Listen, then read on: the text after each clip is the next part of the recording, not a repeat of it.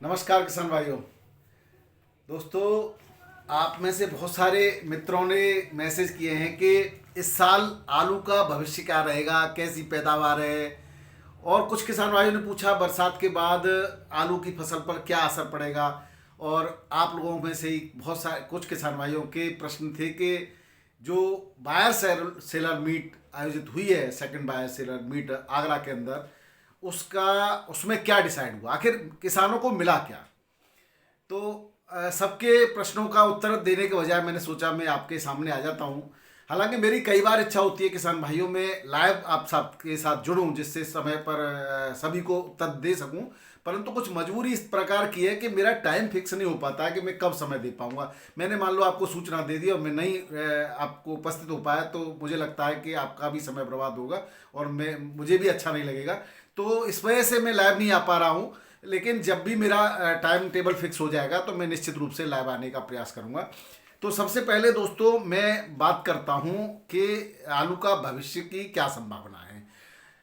मित्रों, आलू का भविष्य कोई नहीं जानता। जितनी भी अटकलें हैं, जितने भी वीडियोज हैं, खेत पर भी हम जाकर के सैंपल जांचते हैं, हमने अपने भी जांचे हैं और भी किसान भाइयों के सैंपल जांचे। करीब करीब अभी तक मैं समझता हूँ 100-150 सैंपल मैं चेक कर चुका हूँ। लेकिन उन सैंपलों को मैं आपको दिखा करके सिर्फ यही है कि मैं एक वीडियो की संख्या बढ़ा सकता हूँ। उससे कुछ भी ऐसा नहीं है कि निश्चित रूप से कहा जा सके। क्योंकि एक पेड़ में जहाँ 2 आलू मोटे निकल रहे हैं, वहीं दूसरे पेड़ में 4 भी निकल रहे हैं और किसी किसी में 6 भी निकल रहे हैं। जहाँ किसी में आलू की संख्या 10-11 है तो कहीं 3-4 भी है। तो ऐसा कोई इत्तेफाक ऐसा हुआ कि हमने जिन 2-4 पेड़ों का हम वीडियो बना रहे हैं उसमें ही आलू ज़्यादा निकल जाए या कम निकल जाए, तो इससे कहना अभी जल्दबाजी होगी, पहली बात तो ये। लेकिन ऐसा नहीं है कि सभी क्षेत्रों में ऐसा होता है। कहीं ना कहीं कुछ परसेंट अनुमान लगाया जा सकता है। उस आधार पर मैं दावा तो नहीं करता, लेकिन जिस तरह से सैंपल जांच हो रही है और किसान भाई हमें बता रहे हैं उस आधार पे। और जो है तुम्हें पहले बता दूं दोस्तों, आगरा के जो शमशाबाद क्षेत्र है, उस क्षेत्र में हमारे एक किसान भाई ने कई जगह जाकर के जांच की। मैं तो नहीं गया, मैं आपको कहूँ झूठ नहीं बोलता मैं। तो वहां पर उन्होंने बताया कि 302 आलू की जो पैदावार है उसमें एक ट्यूबर में जहां 3-4 मोटे आलू अभी निकल रहे हैं, उससे ज्यादा नहीं निकल रहे। और पिछले साल 6 से 7 आलू मोटे निकलते थे, बाकी 2-4 जो है गुल्ली साइज और किर्री साइज भी है। तो ये साबित करता है कि उनका कहना है कि पिछली साल की तुलना में पैदावार जो है यहाँ पर तो 4 और 6 यानी कि करीब करीब 20% की पैदावार, 30% की पैदावार कम आ रही है। इसी प्रकार टुंडला क्षेत्र में भी 2-4 मोटे आलू और पिछले वर्ष 7-8 मोटे आलू निकलते थे। तो यहाँ पर भी जो अंतर आ रहा है वो करीब करीब 25% का अंतर आ रहा है। तो कहना ये जो है इनका भी ये कहना है कि पिछले साल से 25-30% पैदावार कम होगी। और इगलास क्षेत्र में भी मैं खुद गया था इगलास क्षेत्र में, तो मैंने वहाँ पे देखा था। तो इगलास क्षेत्र में दोस्तों 3-4 मोटे आलू हैं। एवरेज बता रहा हूँ मैं, ऐसा नहीं है कि एक पेड़ के देख लिया बता दिए, एवरेज है। एवरेज 3-4 मोटे आलू हैं, बाकी की किर्री गुल्ला है दोस्तों। और पिछले साल यही जो है 8 से लेकर के 7-8 आलू निकल रहे थे। तो उनका भी ये कहना है कि यहाँ पर 50% की बात कर रहे हैं। हालांकि ऐसा नहीं है कि 50% में पैदावार कम, बाकी के और देखते हुए पैदावार में 10 से 15% की कमी आने की संभावना बताई गई यहाँ पर। उसी प्रकार हाथरस क्षेत्र में भी जो है पैदावार 10 से 15% की कमी की बात है। वहीं बात करें हमारे राया क्षेत्र की, तो राया क्षेत्र में भी दोस्तों 10 से 15%, 20% पैदावार कम आ रही है।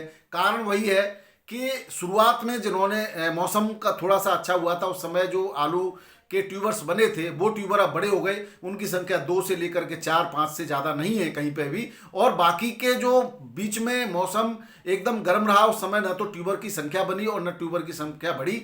उसके बाद फिर मौसम ठंडा हुआ तो ट्यूबर्स की संख्या बनी, लेकिन इतना ठंडा हुआ कि उसको फूल नहीं पाया, वो मोटा नहीं हो पाया। और अब जो है ट्यूबर की संख्या अगर बनती भी है तो वो बड़े नहीं हो पाएंगे दोस्तों। इस हिसाब से मौसम के आकलन के हिसाब से भी हम बात करें तो भी 15% के आसपास पैदावार कम आने की संभावना है। बाकी अनुभवी किसानों ने भी, बहुत सारे किसानों ने हमें इस बात की पुष्टि की है कि पैदावार कम आएगी दोस्तों। लेकिन बात सही और एक्यूरेट सिचुएशन खुदाई के बाद ही पता लगेगी। अभी इन सब चीज़ों को केवल अटकलें लगाई जा सकती हैं, पक्का दावा नहीं किया जा सकता।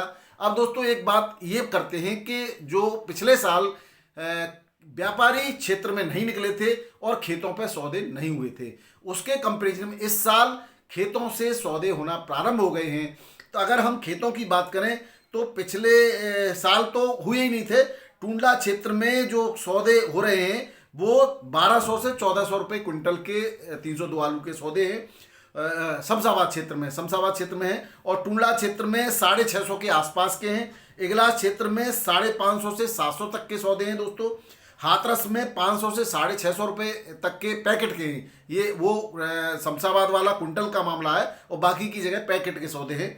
और राया मार्ट क्षेत्र में बहुत ज़्यादा व्यापारी आलू नहीं खरीद रहा अब, क्योंकि कहीं ना कहीं व्यापारियों के दिमाग में भी अभी असमंजस है।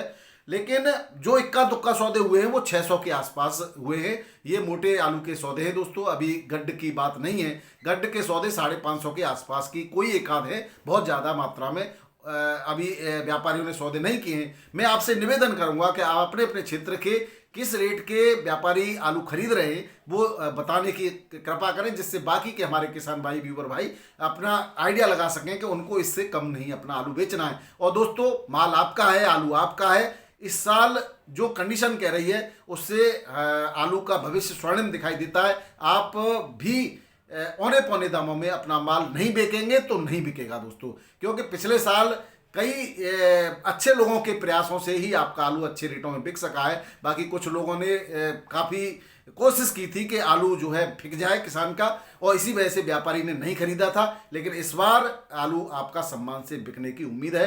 रेट बताना बेवकूफ़ी कहलाएगी दोस्तों। रेट अभी हम नहीं खोल सकते, न कह सकते हैं, क्योंकि ये किसी के हाथ में नहीं। भविष्य जो आलू का भविष्य है वो आगे भविष्य में ही है, वो अभी कोई भी नहीं बता सकता। लेकिन इतना ज़रूर है कि आलू आपका इस बार सम्मान से बिकेगा दोस्तों।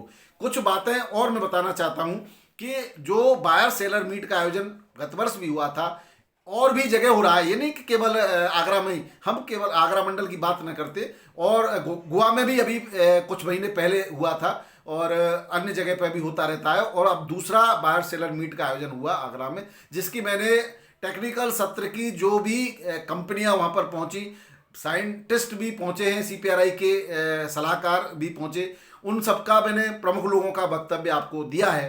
दोस्तों इससे आखिर किसानों को क्या मिला, इसकी कितना लाभ हुआ, इस पर अगर हम थोड़ा सा संक्षिप्त में प्रकाश डालें तो मैं तो केवल इतना ही कहूँगा कि ये केवल एक ऐसा मंच था जहाँ पर लोगों ने अपने अपने बारे में बताया। कुछ बीज कंपनियाँ थी, उन्होंने बताया कि हमने ये किया है।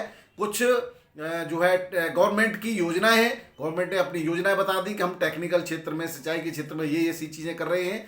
और हालांकि यहाँ पर जो 2 दर्जन से अधिक निर्यातकों ने हिस्सा लिया था, जो कि 10 देशों के जो है इसमें 10 देशों के 40 से अधिक खरीदार भी थे। अब अगर देशों की बात करें तो आपको आश्चर्य होगा कि UAE, सिंगापुर, ग्रीस, नेपाल और बहरीन ये यहाँ के खरीदार थे, जहाँ तो हमारा आलू पहले से ही जाता है। तो इसमें नई कौन सी बात है। अब ग्रीस कितना बड़ा है, कितना आलू लेगा, आपने देखा होगा UAE पिछली बार आलू गया था, उससे क्या फर्क पड़ने वाला है। तो ये केवल एक किसानों के साथ मैं तो कहूँगा, अगर इस तरह की केवल बातचीत करके और ये दावा करना कि आलू बहुत ज़्यादा मात्रा में निर्यात हो जाएगा या किसानों को बहुत लाभ हो जाएगा, ये केवल किसानों के साथ मजाक है दोस्तों। अभी ऐसा सरकार का भी कोई निर्णय नहीं है, हालांकि भविष्य में कुछ भी हो सकता है अगर, लेकिन आलू के उत्पादन की बात यहाँ की गई, आलू के क्वालिटी बढ़ाने की बात की गई। निश्चित रूप से किसान के लाभ की चीज़ें हैं, मैं मना तो नहीं कर रहा, लेकिन उत्पादन तो अब भी बहुत है, उत्पादन में कमी कहाँ है। आलू फिकने के कगार पे, इसकी बात नहीं की गई कि इस आलू का क्या करें। हालांकि कुछ कंपनियां प्रोसेसिंग यूनिट लगाने जा रही हैं जो कह रही हैं कि वो खराब क्वालिटी के आलू से भी कुछ न कुछ बनाएंगी, लेकिन बनाएंगी तब का तब देखा जाएगा। आज की स्थिति में जब आलू का बम्पर उत्पादन होता है तो आलू सड़कों पर फेंका जाता है। इस क्षेत्र में अगर कोई काम नहीं किया, ऐसा कहीं कोई पूरे दोनों दिन के सत्र में किसी ने भी इस बात की गारंटी नहीं ली कि अगर बम्पर उत्पादन होता है तो किसान का आलू सम्मान से बिकेगा। किसान की लागत मूल्य कैसे निकलेगा, इसकी किसी ने गारंटी नहीं ली दोस्तों।